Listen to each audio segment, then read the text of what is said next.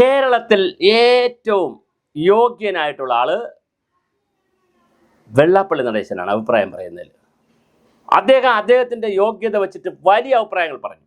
ഇന്നലെ ഒരു തള്ളി പെറ്റ തള്ള സഹിക്കത്തില്ല. എന്താ തള്ള്? വി ഡി സതീശൻ യോഗ്യനാണെന്ന്. ഇത്ര വരെ അയോഗ്യ പശങ്കി പയലി, ഇവൻ കള്ളൻ, കൊളക്കാരൻ, കുശുമ്പുകാരൻ, കുന്നായ്മക്കാരൻ, അഴിമതിക്കാരൻ, കുഴപ്പക്കാരൻ, സകല തരികിടക്കാരൻ, എവനെ അടിച്ചു കൊല്ലണം എന്ന് വി ഡി സതീശനെ കുറിച്ച് സകലം വളരെ പറയാവുന്ന എല്ലാ മലയാള പദങ്ങളും പരനാറി തൊട്ട് പിണറായി വിജയനെ പോലും തോൽപ്പിക്കുന്ന നിലയിലുള്ള വളരെ വലിയ തെറികളാണ് ഈ ഒരു 2 ആഴ്ച മുമ്പ് വരെ വി ഡി സതീശനെ കുറിച്ച് നമ്മുടെ വെള്ളാപ്പള്ളി ആശാൻ പറഞ്ഞത്. പക്ഷെ ഇന്നലെ പത്രക്കാർ ചോദിച്ചപ്പോൾ പറഞ്ഞു അതുവരെ പറഞ്ഞുകൊണ്ടിരുന്നതും LDF പാട്ടും പാടി ജയിക്കുമെന്നാണ്. പാട്ടും പാടി ജയിക്കും LDF എന്ന് പറഞ്ഞ അതേ വെള്ളാപ്പള്ളി ആശാൻ ഇന്നലെ പറയുന്നു ടൈറ്റായിട്ടുണ്ട് മത്സരം, പറയാൻ പറ്റൂല. അതേപോലെ ചോദിച്ചു BJP എത്ര വോട്ട് പിടിക്കുന്നു, അതും പറയാൻ പറ്റൂല, അവരും നല്ല ടൈറ്റായിട്ടുണ്ട്. അപ്പോൾ ടൈറ്റായി വന്നപ്പോൾ വി ഡി സതീശൻ മുഖ്യമന്ത്രിയായ കുഴപ്പമുണ്ടെന്ന് വെച്ചപ്പോൾ വി ഡി സതീശനല്ലേ ഏറ്റവും യോഗ്യൻ, പരമയോഗ്യൻ, പരമഭക്തരായി ഇരുന്ന് കേൾക്കണം, ബഹളം വയ്ക്കരുതാരും. എന്തൊരു തമാശയാണെന്നറിയാവോ? അങ്ങനെ കൃത്യമായി കളം മാറ്റി ചവിട്ടിയത് കൊണ്ട് തന്നെ UDF വരാൻ സാധ്യതയുണ്ട്. ഞാൻ UDF വരാനുള്ള ട്രെൻഡ് ഉണ്ടെന്ന് പറയുന്നതിൻ്റെ ഒരു കാരണം വെള്ളാപ്പള്ളി നടേശൻ്റെ ഇന്നലത്തെ ബോഡി ലാംഗ്വേജും സംഭാഷണവും, ആ സംഭാഷണത്തിൽ വി ഡി സതീശനെ പൊക്കി പറയുന്നതും, രമേശ് ചെന്നിത്തലയെ പൊക്കി പറയുന്നതും, UDFനെ പൊക്കി പറയുന്നതും, UDF വരട്ടെ എന്ന് പറയുന്നതും ഒക്കെ കേട്ടാൽ തന്നെ അറിയാം UDF വരുമെന്ന്. കാരണം അത്രയ്ക്ക് ഇങ്ങനെ സ്നേഹ വായ്പ ഒഴുകുകയാണ് ഇപ്പോൾ. പിണറായി നല്ല ഭരണമാണ്, ഒരിക്കൽ കൂടെ വന്നാൽ കൊള്ളാം എന്ന് പറയുമ്പോഴും അങ്ങനെയും പറഞ്ഞു, പിണറായിയൊക്കെ നല്ല മുഖ്യമന്ത്രിയാണ്, ഒരിക്കൽ കൂടെ വന്നാൽ കൊള്ളാമെന്ന് പറയുകയും അതേ നാവ് കൊണ്ട് തന്നെ പറഞ്ഞു വി ഡി സതീശൻ യോഗ്യനാണ്, പരമയോഗ്യനാണ്, അദ്ദേഹം നല്ല മിടുക്കനാണ്. കഴിഞ്ഞ ആഴ്ച പറഞ്ഞു ചെറ്റയാണ്, പരമചെറ്റയാണ്, പരനാറിയാണ്, നികൃഷ്ടജീവിയാണ്, വർഗവഞ്ചകനാണ്, കൊലംകുത്തിയാണ്, കോൺഗ്രസിനെ കൊണ്ടേ പോകൂ എന്ന് പറഞ്ഞ അതേ വി ഡി സതീശനെ അടിച്ച് പൊക്കി കയറ്റി ചെത്തക്കൊമ്പിൽ ഇരുത്താൻ വെള്ളാപ്പള്ളി നടേശന് ഒരു 5 മിനിറ്റ് പോലും വേണ്ടി വന്നില്ല എന്നുള്ളതാണ് കേരള രാഷ്ട്രീയം ഇന്നലെ കേട്ട ഏറ്റവും വലിയ രാഷ്ട്രീയ കൗതുകം. ഈഴവരുടെ വോട്ടുകൾ നന്നായി സ്പ്ലിറ്റ് ചെയ്തിട്ടുണ്ടെന്നുള്ള കാര്യത്തിൽ ഒരു തർക്കവുമില്ല. BJPക്ക് വലിയൊരു വിഭാഗം വോട്ട് BJPക്ക് ഈഴവ വോട്ടുകൾ പോയിട്ടുണ്ട്. അതിൽ വലിയൊരു ഭാഗം വോട്ട് UDFനും പോയിട്ടുണ്ട്. അതുകൊണ്ട് തന്നെ UDF പല മണ്ഡലങ്ങളിലും കൃത്യമായി ജയിക്കും. അതുപോലെ ആലപ്പുഴ പോലുള്ള മണ്ഡലം, അമ്പലപ്പുഴ പോലുള്ള മണ്ഡലങ്ങളിൽ G സുധാകരന് വേണ്ടി നന്നായി ഈഴവ വോട്ട് മറിഞ്ഞിട്ടുണ്ട്.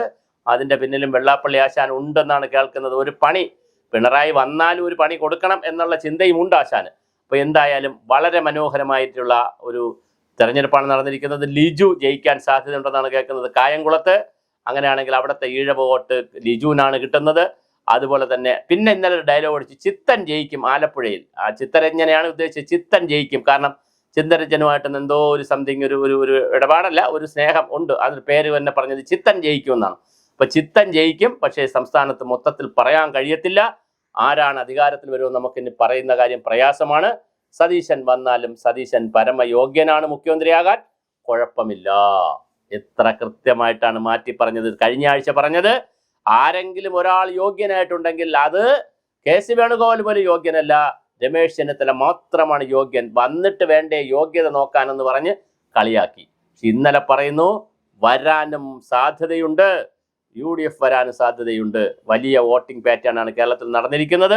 അതുകൊണ്ട് UDF വരാൻ സാധ്യതയുണ്ട്. UDF വന്നാൽ വി ഡി സതീശൻ നല്ല യോഗ്യതയുള്ള ആളാണ്, തെരഞ്ഞെടുപ്പിൽ മത്സരിക്കാൻ യോഗ്യതയുള്ള ആളാണെന്നുള്ള നിലയിൽ ഇന്നലെ വർത്തമാനം പറഞ്ഞിട്ടുണ്ട്. അപ്പോൾ വളരെ രസകരമായ പുതിയ രാഷ്ട്രീയമാണ് കേരളത്തിൽ കേൾക്കുന്നത്. വെള്ളാപ്പള്ളി നടേശൻ ആശാൻ കൃത്യമായി ബാൾ മാറ്റിപ്പിടിച്ചിട്ടുണ്ട്.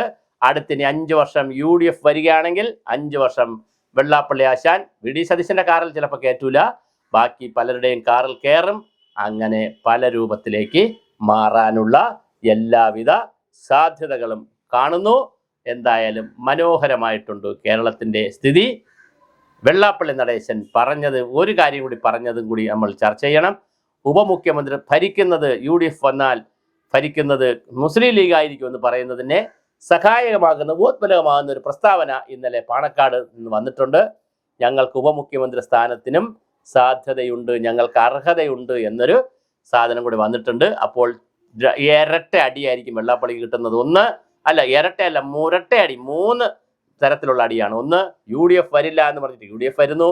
വി ഡി സതീശൻ കയറി മുഖ്യമന്ത്രിയാവുകയാണെങ്കിൽ പരമജറ്റയായ വി ഡി സതീശൻ മുഖ്യമന്ത്രിയാകുന്നു. ആരുടെ ജറ്റ? എൻ്റെ അല്ല, വെള്ളാപ്പള്ളി നടേശന്റെ വകയിലുള്ള പരമജറ്റ മുഖ്യമന്ത്രിയാകുന്നു. 3, ഉപമുഖ്യമന്ത്രി സ്ഥാനം ലീഗ് കൊണ്ടുപോകുന്നു. വിദ്യാഭ്യാസ വകുപ്പ് ലീഗ് കൊണ്ടുപോകുന്നു. ഇനി പിന്നെ അപ്പോൾ വനവാസത്തിന് പോകുന്നത് ആരാണ്? വെള്ളാപ്പള്ളി നടേശൻ രാഷ്ട്രീയ വനവാസത്തിലേക്കോ സംഘടനാ വനവാസത്തിലേക്ക് പോകുമോ? ഇത് 3ഉം സംഭവിച്ചാൽ UDF വരികയും സതീശൻ മുഖ്യമന്ത്രിയാവുകയും ലീഗ് ഉപമുഖ്യമന്ത്രി സ്ഥാനത്തേക്ക് വരികയും ചെയ്താൽ വെള്ളാപ്പള്ളി നടേശൻ പിന്നെ എന്ത് പറയും ആശാനെ?